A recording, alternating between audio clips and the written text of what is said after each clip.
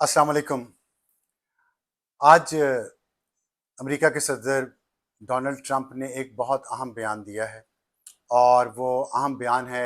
Israel के बारे में और इस्लामी ममालिक के बारे में। और उन्होंने अब्राहम अकॉर्ड की बात की है और उनके जो अल्फाज हैं मीडिया से बात करते हुए उन्होंने ये बात की है जब उनसे एक सवाल किया गया कि अब्राहम अकॉर्ड पे क्या डेवलपमेंट हुई है, जो आप कोशिशें कर रहे हैं इतने अरसे से, क्योंकि अब्राहम अकॉर्ड ये है जो पहले जब पिछले दौर में डोनाल्ड ट्रंप की सदारत के उन्होंने एक अकॉर्ड करवाया था जिसमें इसराइल को कुछ मुस्लिम ममालिक ने तस्लीम किया था, जिसमें यूएई भी है, कतर भी है, बहरीन भी है। और लेकिन उसके बाद कोशिश होती रही कि पाकिस्तान और सऊदी अरेबिया, इंडोनेशिया, मलेशिया और अफ्रीकन कंट्रीज़ के जो मुस्लिम ममालिक हैं और दूसरे इस्लामिक ममालिक जो हैं वो भी इसराइल को तस्लीम करें और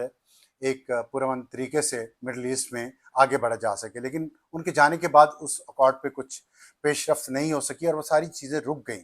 लेकिन आज उन्होंने जो बात की है वो बड़ी अहम है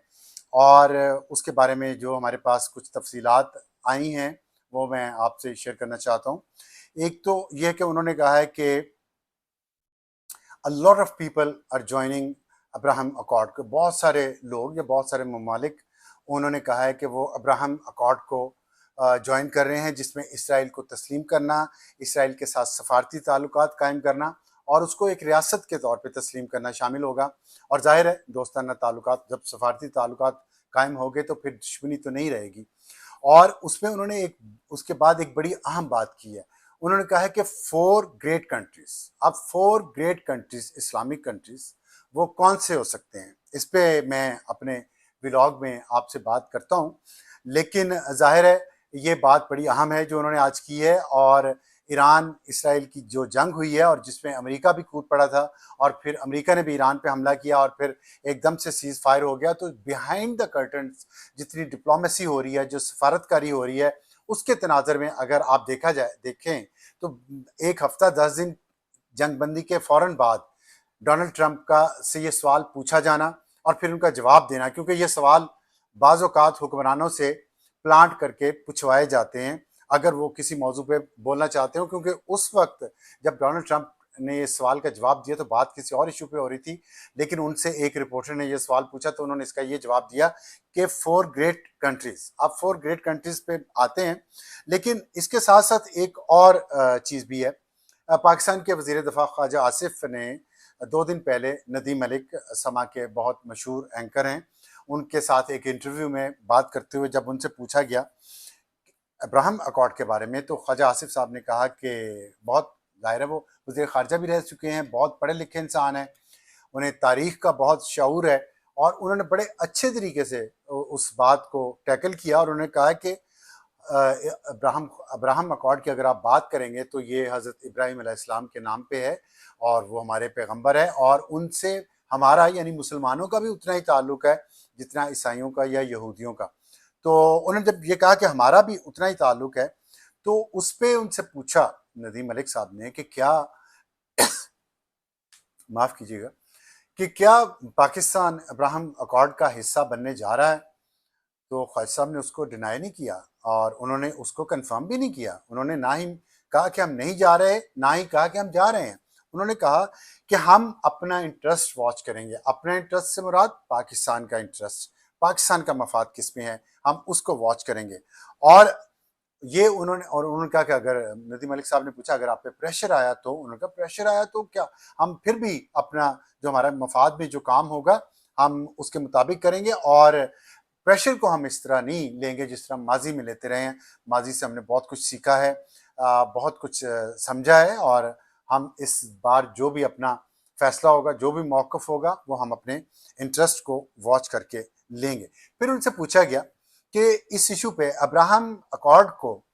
ज्वाइन करने पे पाकिस्तान के अंदर कोई ब्रेनस्टॉर्मिंग हुई है? जो फैसला कुन ताकतें हैं जो इस निज़ाम को चला रहे हैं, पाकिस्तान में इस वक्त जो निज़ाम चल रहा है उसके अंदर कोई ब्रेनस्टॉर्मिंग, कोई डिस्कशन, कोई बातचीत कि करना है नहीं करना है, इस पे हुआ है? तो उन्होंने कहा कि ये ब्रेनस्टॉर्मिंग का अमल तो एक मुस्तकिल अमल है इस इशू पे और ये चलता रहता है। लेकिन अभी तक हम पे कोई प्रेशर नहीं आया। अगर प्रेशर आएगा तो हम अपना इंटरेस्ट वॉच करेंगे।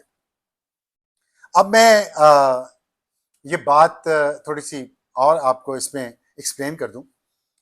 پھر میں آتا ہوں کہ پریشر تو نہیں آیا، لیکن کیا یہ بات چیت ہوئی ہے یا نہیں ہوئی. لیکن اس کے ساتھ اب یہ ہوا ہے کہ CNBC ایک امریکن ٹی وی چینل ہے، اس کو انٹرویو دیا ہے special envoy for piece missions, جو پریزیڈنٹ ڈونلڈ ٹرمپ کے special envoy for piece missions ہیں، اسٹیو وٹکاف. اور اسٹیو وٹکاف نے یہ کہا ہے، انہوں نے بڑی اہم باتیں کی ہے. انہوں نے کہا ہے کہ یہ ابراہم اکارڈ کو پھیلایا جا رہا ہے اور بہت جلد آپ بہت بڑی بڑی خبریں سنیں گے. انہوں نے کہا کہ سم بگ کنٹریز، کچھ بڑے ممالک اس میں شامل ہو رہے ہیں. انہوں نے نمبر نہیں لیا، نمبر نہیں بتایا کتنے ممالک کا، اور ان ممالک کا انہوں نے، اور خاص طور پر انہوں نے ایک بات اور کہی، انہوں نے کہا آپ ان ممالک کا جن کا لوگوں نے کبھی سوچا بھی نہیں تھا، وہ ممالک بھی ابراہم اکارڈ میں شامل ہو جائیں گے. تو بہت سارے ممالک،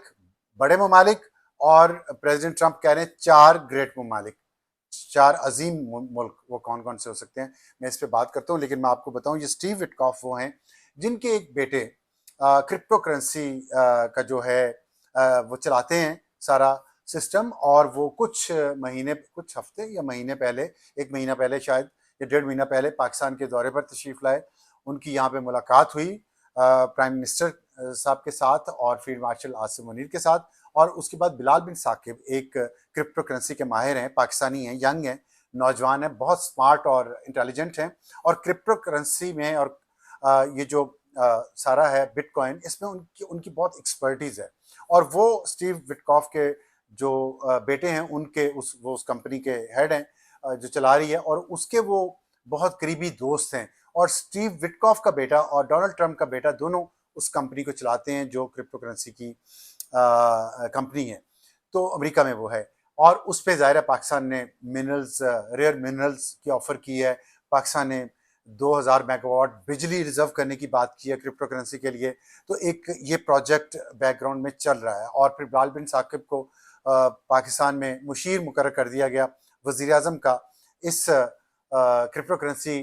کے کونسل کا. اور پھر اس کے بعد کونسل جو ہے وہ اب ریگولیشنز بنانے کی طرف جاری ہے، کیونکہ اسٹیٹ بینک آف پاکستان کے قوانین کے مطابق کرپٹو کرنسی کا کاروبار پاکستان میں نہیں ہو سکتا. اس کے لیے کوئی قانون موجود نہیں ہے، بلکہ اس کی ممانعت ہے. تو اسٹیو وٹکاف باپ ہیں اس کے، اور انہوں نے یہ بات کی ہے. اب یہ جو بات ہو رہی ہے ابراہم اکارڈ کی، کیا اس سے مڈل ایسٹ میں پیس آئے گا؟ یہ ابھی کچھ نہیں کہا جا سکتا، لیکن اہم بہت ہے. اور اگر میں آپ کو یاد کرواؤں تو تقریباً 2 ہفتے پہلے پاکستان کے فیلڈ مارشل عاصم منیر صاحب کی ایک میٹنگ ہوئی لنچ پہ امریکہ کے صدر ڈونلڈ ٹرمپ کے ساتھ. اس میٹنگ میں بائی لیٹرل ریلیشنز ڈسکس ہوئے. پاکستان کی پوزیشن جو تھی اس میں اس ریجن میں گلوبلی، اور پاکستان اور بھارت کی جنگ بند کروانے میں جو ڈونلڈ ٹرمپ کا کردار تھا، اور پاکستان نے جس طرح اس کو ایکنالج کیا، مانا. پریزیڈنٹ ٹرمپ نے اس پہ ٹویٹ کیا کہ میں نے سیز فائر کروائی ہے، جس کو بھارت انکار کرتا رہا. لیکن پریزیڈنٹ ٹرمپ 1 درجن سے زیادہ بار یہ بات کہہ چکے ہیں کہ پاکستان اور بھارت کے درمیان جنگ بندی میں نے کروائی ہے. اور پاکستان کی طرف بہت وارمتھ ہے امریکہ کی، ہم دیکھ رہے ہیں. اور اس کے فوراً بعد ابھی آج کل کے دنوں میں، اسی ہفتے جو رواں ہفتہ ہے، ابھی آج میرا خیال ہے پاکستان میں فرائیڈے ہے، تو پاکستان ایئر فورس کے چیف ایئر مارشل ظہیر الدین بابر سدھو وہ امریکہ کے دورے پہ گئے ہیں. اور ظاہر پاکستان ایئر فورس کا بہت گہرا اور پرانا تعلق ہے امریکہ کے ساتھ، امریکہ کی ایئر فورس کے ساتھ. پاکستان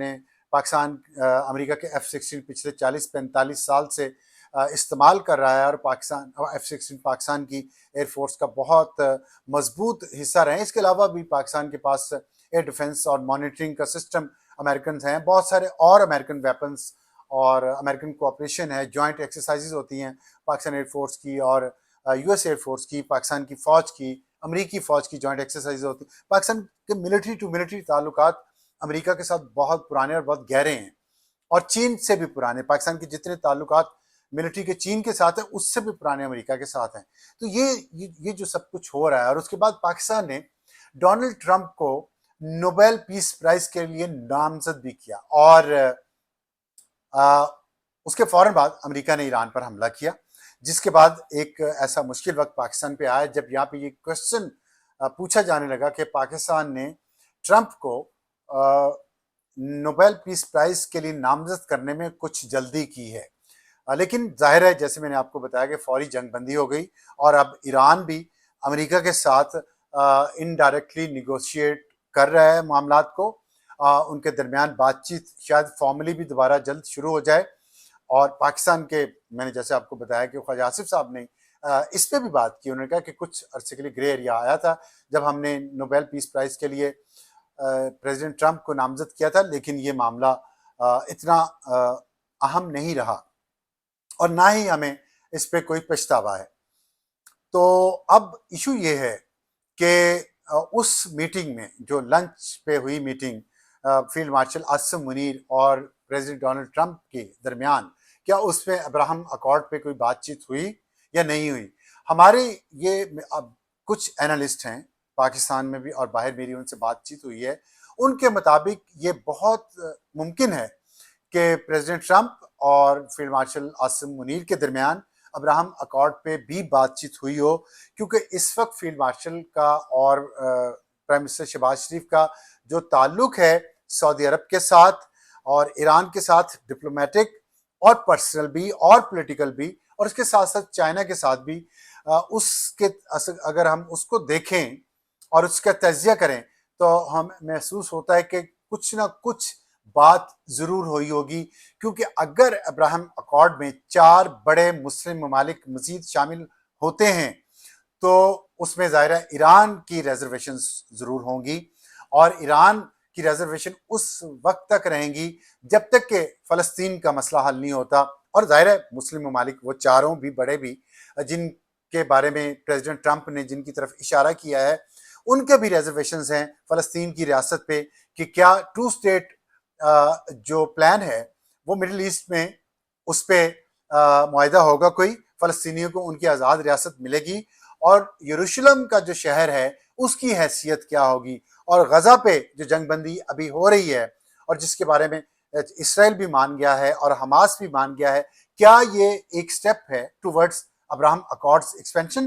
یہ بہت جلد ہمیں پتہ چل جائے گا، لیکن جتنے بھی میں نے آپ کو انڈیکیٹرز بتائے ہیں، ایران اسرائیل امریکہ جنگ بندی، اور غزہ اسرائیل جنگ بندی، اور پھر پاکستان کی امریکیوں کے ساتھ